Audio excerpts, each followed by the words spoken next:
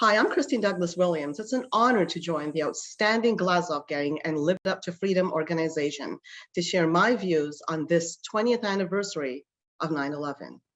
Aside from the deep sadness it conjures up, I'll talk about my concerns about its relevance to America's future. 9/11 was a message sent to Americans by mainstream Islamic expansionists. It was a declaration of war. We stared down death, evil, and witnessed the fragility of human life. We also came face to face with a catastrophic challenge to our freedoms, freedoms that didn't come easy.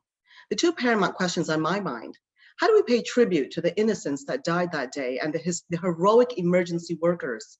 Answer: it's supposed to be never forget. Each of these victims were faces of freedom. And the next question: how are we to view the perpetrators? Pure evil, an extension of 1,400 years of bloody conquest. They celebrate death and perpetuate hatred. They're bent on conquest, bent on casting fear into the hearts of disbelievers.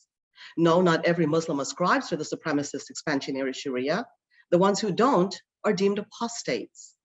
The 9/11 mastermind, Khalid Sheikh Mohammed, captured the essence of the goal of 9/11 perpetrators then and now.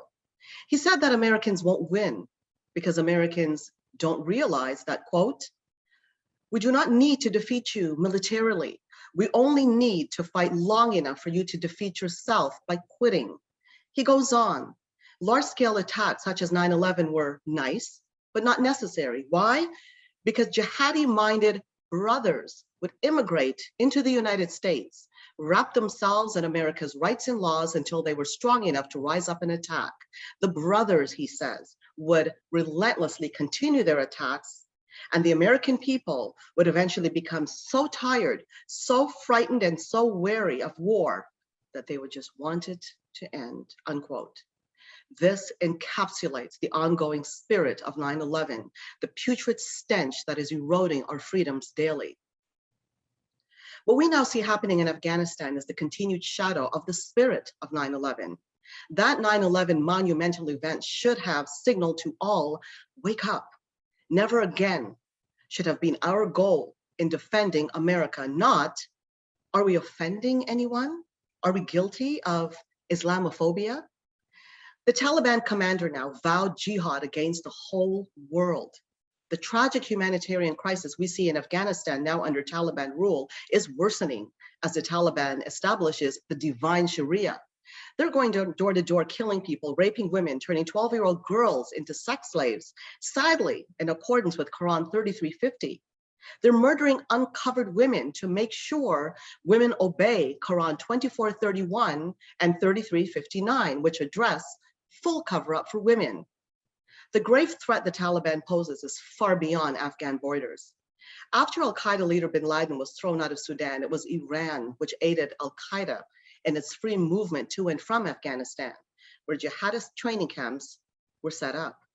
The 9/11 Commission found that Iran facilitated the transit of al-Qaeda members in and out of Afghanistan before 9/11, and that some of these members were future 9/11 hijackers.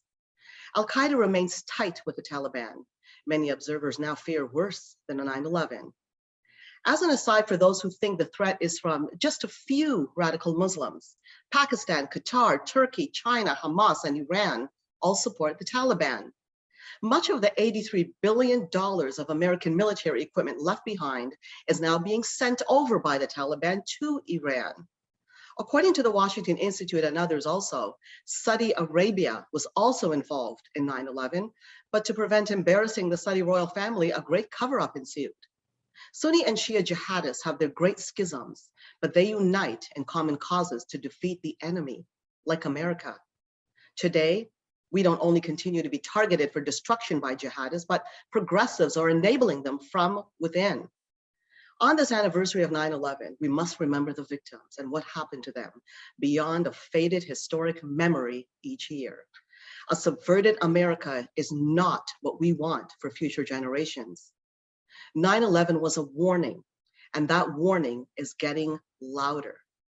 Be sure to support the Glazov gang and its ongoing efforts to fight for freedoms, and also Live Up to Freedom organization.